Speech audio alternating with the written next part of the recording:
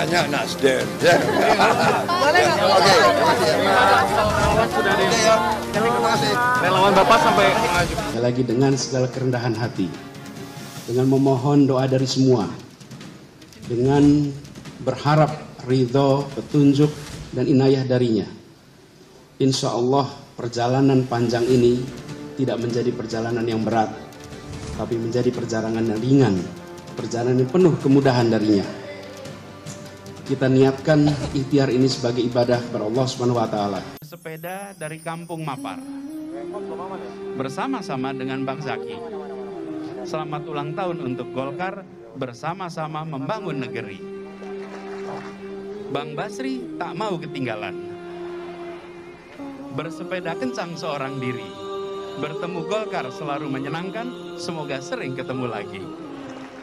Kami yang berjuang, muslimin yang menginginkan, para ulama yang berharap, ada lidah-lidah orang-orang susah yang tak berdosa selalu mohon minta kepada Allah. Subhanallah walhamdulillah wa la ilaha illallah. Sepeda dari Kampung Mapar bersama-sama dengan Bang Zaki.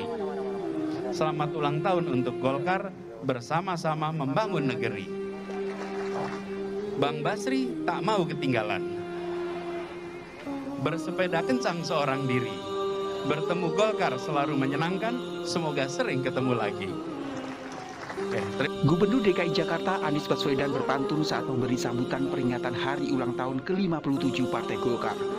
Dalam pantunnya, Anies memberi sinyal positif dan mengaku selalu senang bertemu Golkar, bahkan berharap sering bertemu. Pengamat politik dari Universitas Al-Azhar, Ujang Komarudin menilai apa yang dilakukan Anies Baswedan sebagai silaturahmi politik karena Anies membutuhkan kendaraan politik agar bisa jadi capres. Pertemuan Anies dengan Partai Golkar tentu ini menjadi pertemuan yang menurut saya bagian daripada silaturahmi politik. Itu pemimpin ada rambu-rambu.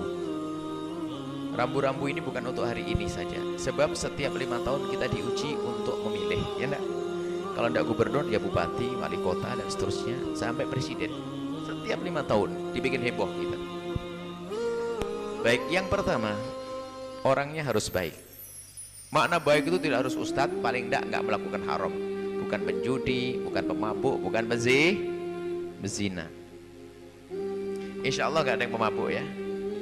Calonnya nggak ada yang pemabuk kan, nggak ada penjudi. Anggap sajalah, kita nggak tahu. Baik, asalkan dari dirinya baik. Kalau sudah terbukti dia ahli maksiat ya jangan dipilih dia. Satu, yang kedua, baik kepada manusia, punya kasih sayang, kelembutan.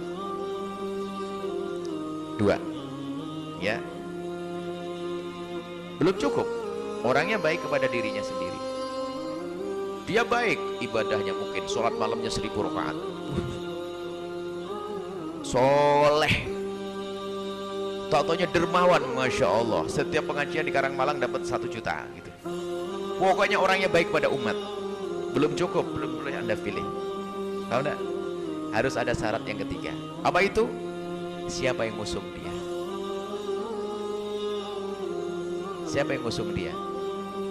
Orangnya baik, tapi yang ngusung nggak benar. Yang ngusung ini adalah kelompok, apakah partai atau apa. Kalau yang mengusung adalah partai nggak benar, Anda nggak boleh pilih dia. Karena apa? Yang ngusung itulah yang akan membisikkan kebijakan-kebijakan. Yang akan ngajari nggak benar yang ngusung. Makanya kalau yang ngusung nggak benar ya jangan. Yang ngusung misalnya partai apa dan siapa, kita harus tahu dong. Pokoknya anggap saja Anda sangat mencintai saya. Anda sangat mencintai Buya Yahya. Mengaku Buya Yahya. Tiba-tiba Buya Yahya mencalonkan presiden. Yang mengusung lah kok partai yang nggak bener. Anda jangan pilih. Karena saya didudukkan sebagai calon presiden, fitnah buat Anda. Misalnya. Karena apa? Kebijakan-kebijakan yang bisikan adalah yang ngusung saya. Jelas ya? Itu yang ketiga. Yang ngusung siapa? Bener nggak? Kalau dia ngusung bisik-bisikan kebijakan macam-macam dari situ. Karena ada tawar-menawar masalah perpolitikan itu ada. Ibaratnya ya masalah apa bener ndak istilah wanipiro dan sebagainya itu. Aku memilih, aku tak angkat nanti apa kompensasimu apa? Itu Dalam perpolitikan mungkin ada seperti itu, tapi sejelas masalah usung mengusung itu, masalah bisik membisik itu ada kisah pada zaman Harun ar-Rasyid. Kami menyampaikan, pun juga belajar. Harun ar-Rasyid orang yang baik, orang baik. Suatu ketika beliau itu ziarah kubur Nabi, lalu dia mengucapkan salam, assalamualaikum ya Rasulullah sallallahu alaihi wasallam Muhammad. Ha ana ibnu ammika qad jaa. Boleh bermanja-manja dengan nasab Nabi karena memang dia punya nasab. Nasabnya mulia. Jadi Harun ar-Rasyid itu keturunan Sayyidina Abbas. Abbas itu pamannya Nabi. Berarti nasabnya ke paman Nabi. Maka Harun ar-Rasyid itu bermanja-manja, ya Rasulullah, aku adalah anak pamanmu, aku keturunan Abbas ya Rasulullah. Perlu bangga dengan Nabi, gak ada masalah. Yang penting gak boleh sombong. Di sana tak tahu Imam Ali Zainal Abidin. Imam Ali Zainal Abidin itu adalah putra daripada Imam Husain, Imam Ali ibn Husain ibn Ali bin Abi Thalib. Lah Imam Ali Zainal Abidin salam di sebelah dengan suara assalamualaikum ya Rasulullah, salam sejahtera untukmu ya Rasulullah. Ha ana ibnuka, aku anakmu telah tiba. Kalau tadi anak apa? Ini anakmu. Ayo deketan mana? Deketan anakmu. Harun ar-Rasyid itu melirik dan senyum. Betul kamu jujur Rasulullah. Gak ada masalah Harun ar-Rasyid. Memang dia punya nasab. Tapi tak tahu dia bisikin, Khalifah, kau dengar enggak salamnya Ali? Ya kenapa? Ada maksud dia. Dia menyuarakan lantang agar tahu bahasanya yang berhak memimpin dia bukan kamu. Oh, ada yang bisikin. Padahal Harun ar-Rasyid dia baik, gak ada masalah. Cuman gara-gara dibisiki terpengaruh. Dalam riwayat penjarakan dia. Cuman dalam riwayat juga disebutkan apa? Setelah dia ngomong begitu, setelah diangkat dia baru sadar ini kena fitnah. Nah ini, ya kalau ustadznya kena paham begini, kalau udah paham kan terus kebablasan. Artinya begitu beratnya yang bisikan. Hati-hati. Jangan gampang, wah orangnya baik dan sebagainya. Wah Buya Yahya dipilih jadi presiden. Mau? Jangan dong, jangan doain jadi presiden.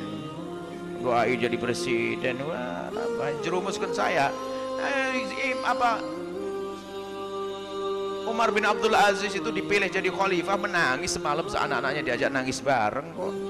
Mau nyuruh Buya jadi presiden. Wah, Anda ini menjerumuskan saya ini. Baik. Jangan. Bolehlah nanti anak santri yang kita bimbing jadi presiden, jangan saya lah. Nggak bisa ngaji di sini nanti. Baik, ini yang ketiga. Yang keempat, kejujuranmu. Pernahkah Anda minta kepada Allah? Jangan hanya rame aja, wah pemimpinku, calonku ini ganti atau tidak ganti, ini urusan lain ini. Ini nangis kepada Allah di tengah malam itu, pernah atau enggak? Itu loh, kita perlu jujur. Wong yang memberi Allah kok, minta kepada Allah. Jelas? Yang keberapa sekarang? Yang keempat, setelah itu yang kelima. Setelah kita minta kepada Allah, ya, minta petunjuk kepada Allah Subhanahu wa taala, serahkan. Besok waktu pemilihan serahkan. Ada tambah juga yang kelima. Yang keempat dulu sebenarnya. Yang kelima minta kepada Allah tadi. Yang keempat dulu. Yang keempat setelah yang ketiga tadi yang ngusung siapa? Yang keempat penting juga. Yang keempat, bebaskan dirimu dari kepentingan pribadimu saat memilih.